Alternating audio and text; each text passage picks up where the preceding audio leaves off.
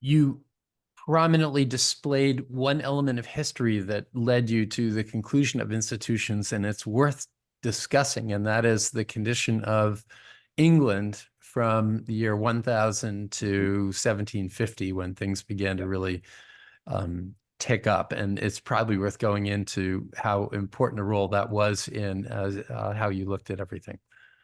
Definitely. I mean, I don't think you can write a book called How the World Became Rich and not spend a decent amount of time on England or later Britain, because that is where it really the modern economy started. Really beginning in the mid 18th century, but it really took off in the 19th. And then there were a lot of followers who who took some of the things that Britain had and made it their own. So in the context of what we just said, institutions, I mean, clearly play a role, and I just should preface this by saying, I'm about to talk about Britain. None of any of these elements were unique to Britain. What was unique to Britain was all of them being combined in one place. So when we talk about institutions, in the course of the 16th and 17th century, under the Tudors and Stuarts, there was a transition, really on the one hand, away from religion playing a big role in politics that happened with the Reformation, but also more generally to Parliament becoming quite strong and really being able to constrain royal power. And they fought a civil war and then had a glorious revolution in the 17th century. But by the end of all of this, political rule was relatively constrained, meaning that you had a lot of power in Parliament, and this was relatively democratic. Now, it wasn't democratic really by the way we think about it today. There were major limits on who could vote. There was still you still had to own some land. Certainly, women couldn't vote, things like that.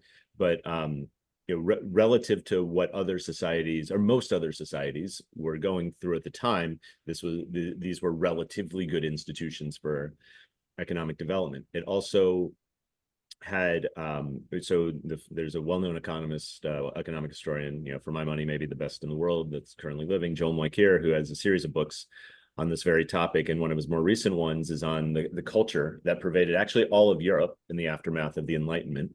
And he really ascribes this idea of progress, this idea that humankind could do things, especially scientific things, for the betterment of humankind.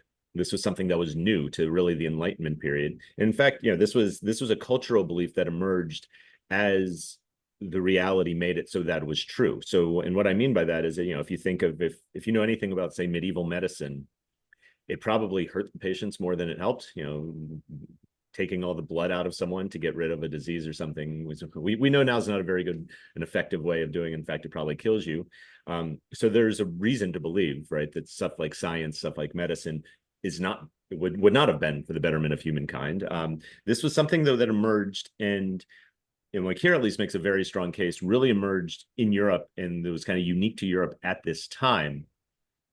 And this is precisely the thing that, what he's searching for here is this, what made England unique? One of the things that really made it unique is it had a really high rate of innovation.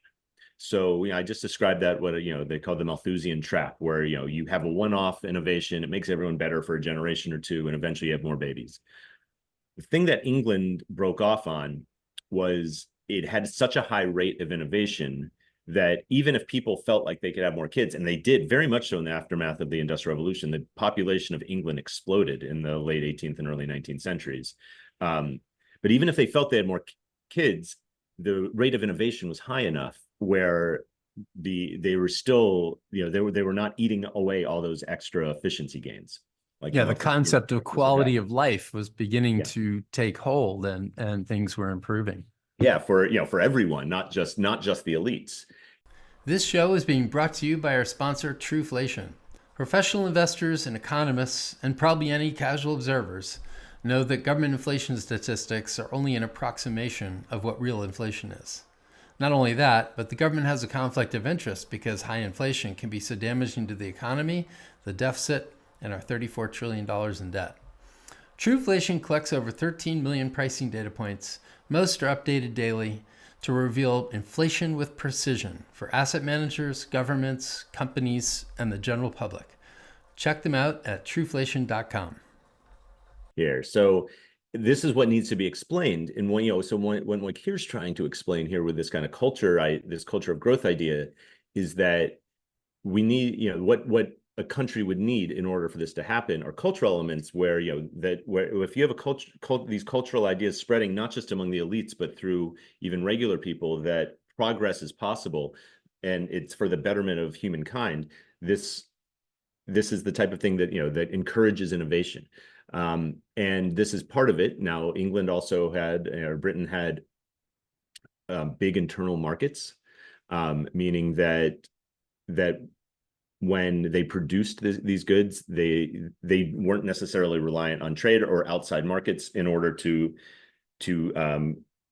funnel off the goods, which is certainly a benefit that a place like the Dutch did not have. The Dutch were the world economic leaders beginning, say, the late 16th century for about 150 years, and had many of the elements that Britain had, but not that one, and there are a few others as well.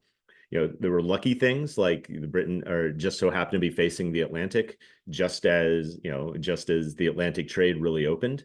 And so several of the economies that were facing the Atlantic became much better off in the 16th and 17th centuries.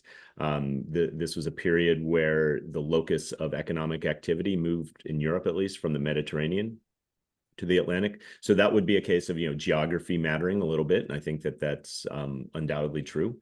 And those are just a few of the things that we cite. There are several others, but I think that kind of gives you a flavor for some of the more important ones.